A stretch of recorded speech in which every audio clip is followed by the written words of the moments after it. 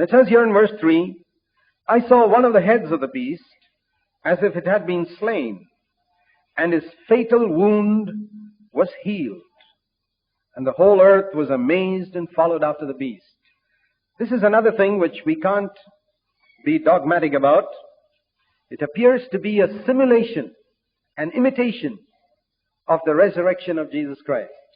You see, the Antichrist is someone who is going to imitate Christ in every possible way.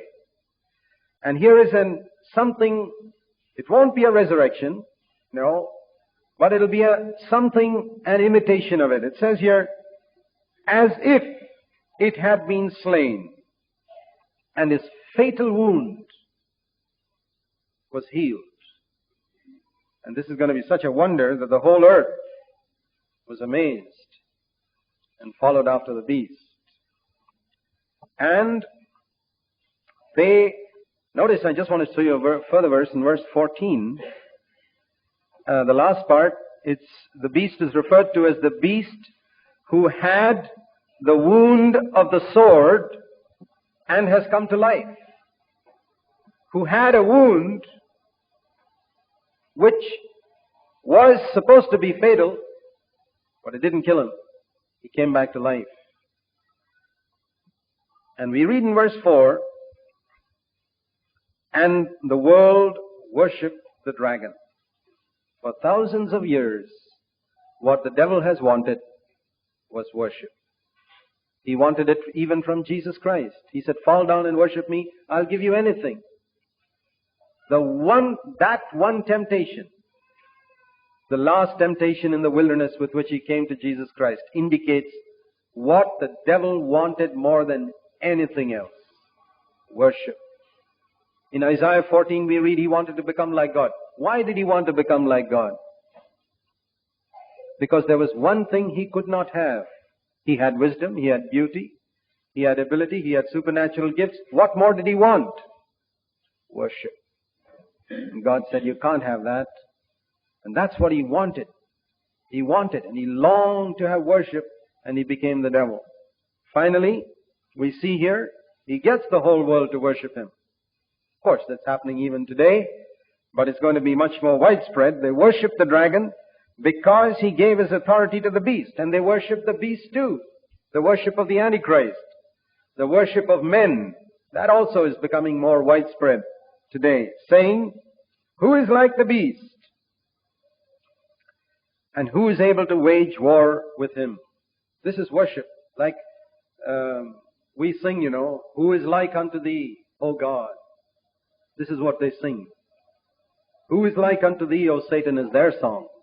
Who is like unto thee, O whoever that person is, the Antichrist, whom we know as the Antichrist. Of course, he will not call himself as the Antichrist.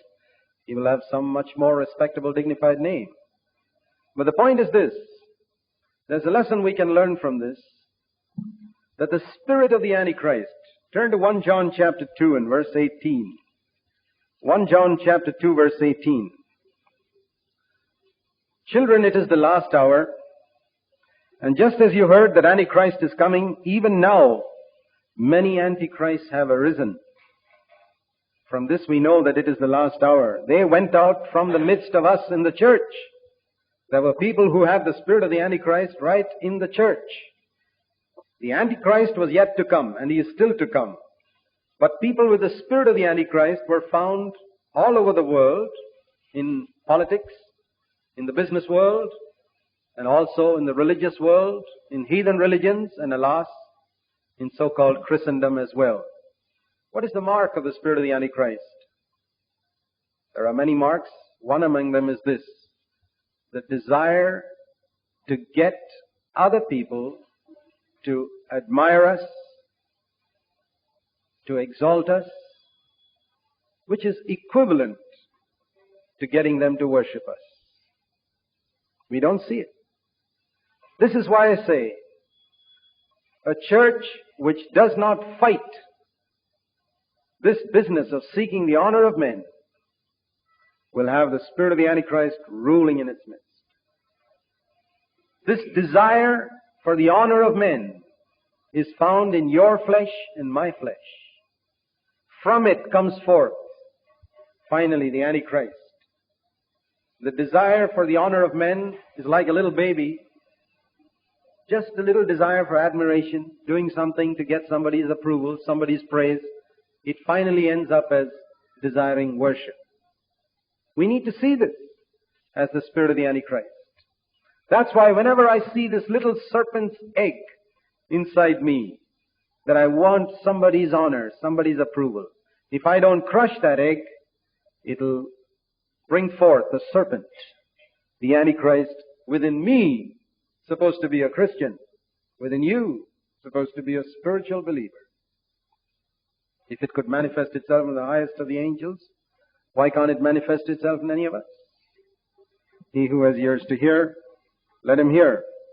You see, the spirit of the Antichrist brings the admiration of the world. The whole earth was amazed and followed after him. They didn't follow after Jesus. They said, crucify him, away with him. But this one they wondered after, because he didn't say anything to offend them. I want to say this, brothers and sisters.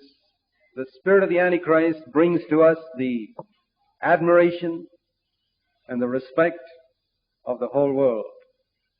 The spirit of Christ will bring reproach and ridicule and opposition.